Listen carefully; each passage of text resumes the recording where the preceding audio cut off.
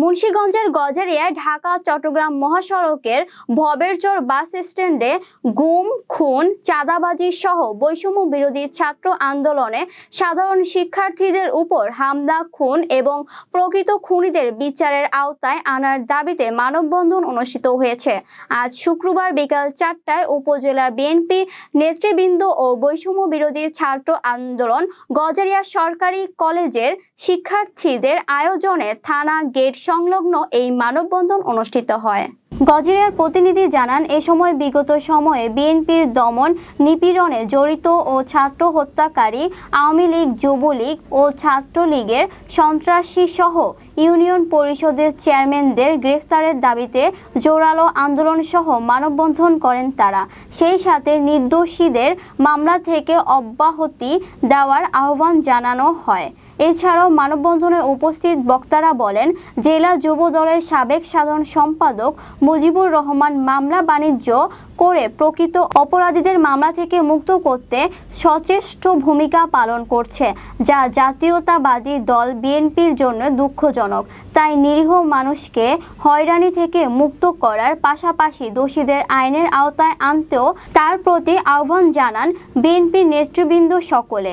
এ সময় উপস্থিত ছিলেন গজারিয়া থানার যুব দলের যুগ্ম আহ্বায়ক রেজাউল করিম তারেক, সাবেক জেলা যুব দলের সদস্য ও উপজেলা যুব দলের যুগ্ম আহ্বায়ক মারুফ মিয়াজি, ইমামপুর ইউনিয়ন স্বেচ্ছাসেবক দলের সদস্য সচিব রকিবুল রাজীব, গজারিয়া ডিগ্রি কলেজ ছাত্র দলের রিদন মিয়াজি, জেলা যুব দলের যুগ্ম সাধারণ সম্পাদক আক্তারুজ্জামান এবং কলিমুল্লাহ কলেজ ছাত্র দলের সাবেক সভাপতি নুরুল আমিন সরকার সহ আরও অনেকে।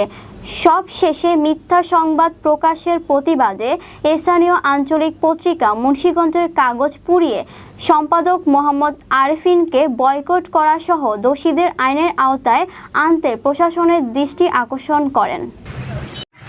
আগে আমিরুল ইসলাম গজারিয়া থানা আওয়ামী লীগের সভাপতি আমিরুল ইসলামে দালালি করত। এখন বাঁচার জন্য, পিঠ বাঁচানোর জন্য এই সম্পাদক আফরিন মোল্লা, হাউসা ইউনিয়নের আফরিন মোল্লা পিঠ বাঁচানোর জন্য আজকে গজারিয়ার একজন ব্লক খাওয়া নেতা মুজিবুরের দালালি করতেছে।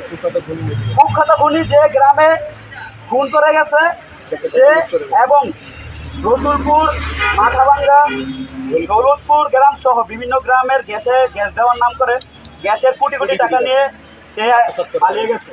এখন সে বলতেছে তাকে নাকি গ্রামবাসী ভাগা দিচ্ছে। আপনারা বলেন, একজন কোন ধরনের মানুষ হইলে তারে গ্রামবাসী তারাই দেয়? স্বৈর শাসকের বিদায় ঘন্টা বাজিয়েছি আমরা, কিন্তু ওই স্বৈর শাসক আমাদের নামে কি করেছে? গাইবি মামলা দিয়েছে, মিথ্যা মামলা দিয়েছে, হয়রানিমূলক মামলা যেগুলো দিয়েছে, আমরা সেই দ্বারাই আবার পুনরায় অব্যাহত রাখার জন্য আমরাই আবার গাইবি মামলা দিচ্ছি। এর তীব্র নিন্দা ও প্রতিবাদ জানাই। কেন আমরা গাইবি মামলা দিব? যে লোকগুলোর নামে মামলা দেওয়া হয়েছে, বিশেষ করে আমি আমার রসুলপুরের ব্যাপারে বলি, মুজিবুর চেয়ারম্যান সাহেব আপনি জবাব দেন যে রসুলপুরের যে 8টা লোকের নামে মামলা দিয়েছেন, ওই 8টা লোকে আওয়ামী লীগের কোন পোস্টে আছে, কোন সদস্য পোস্টে আছে? এই কমিটির আমরা চাই আপনার নিজের স্বার্থ হাসিলের জন্য যাকে তাকে মামলাতে ফাঁসাবেন, এই রাজনীতি বন্ধ করেন। এই রাজনীতি বন্ধ না করলে বিএনপির সুনাম ক্ষুণ্ণ হচ্ছে দিন দিন।